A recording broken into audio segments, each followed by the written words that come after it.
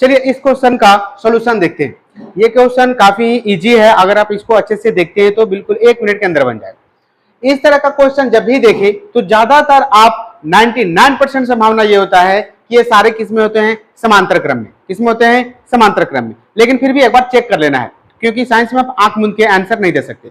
लेकिन 99% संभावना होता है कि इस तरह में आपका समांतर क्रम में होता है। देखिए कहता है क्या कि 4 संधारित्र को चित्रानुसार जोड़ा गया है, जिनमें प्रत्येक की धारिता 8 माइक्रोफैराड है। प्रत्येक का 8 माइक्रोफैराड है, ठीक है।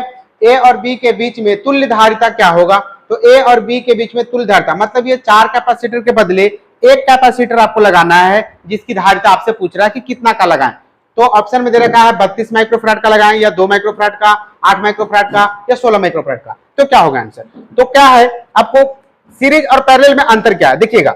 अगर ये 2 कैपेसिटर है तो इस तरह का होता है। देखिए इसका एक प्लेट, ये अगर लेफ्ट लेते हैं और ये राइट, ये लेफ्ट और ये राइट, तो इसका राइट इसका लेफ्ट से, फिर इसका राइट इसका लेफ्ट से, तो राइट लेफ्ट ऐड होते जाता है।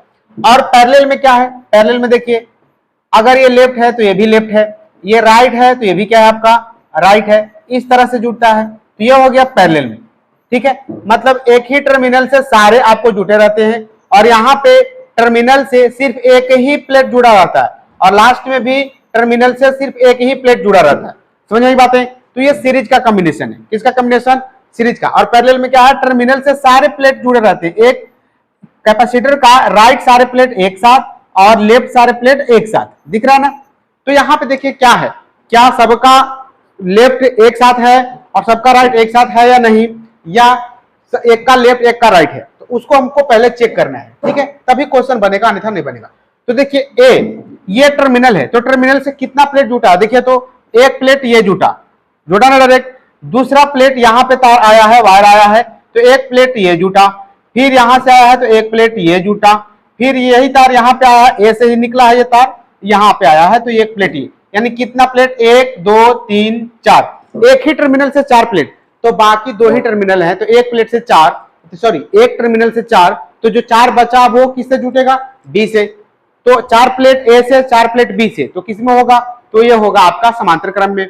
और समांतर क्रम में इक्विवेलेंट क्या हो जाता है, जुट जाता है। तुल्य क्या हो जाता है, जुट जाता है। C1 + C2 + C3 + C4, तो सब जुट जाएगा, और सबका वैल्यू समान है, और वो कितना के बराबर दे रखा है, 8 माइक्रोफैराड का।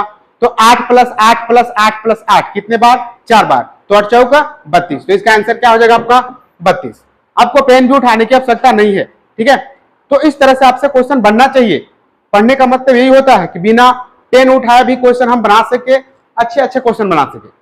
और ये कंसेप्ट अगर नहीं पता है तो ये क्वेश्चन आप माथा पटकते रहिए, बनने वाला नहीं है। आप पढ़ते रहिए थ्योरी, फिर भी क्वेश्चन बनने वाला नहीं है, जब तक कि आपको कॉन्सेप्ट अच्छा से पढ़ाया नहीं गया हो, उस पर आपको न्यूमेरिकल सोल्व कराया नहीं गया हो, ठीक है।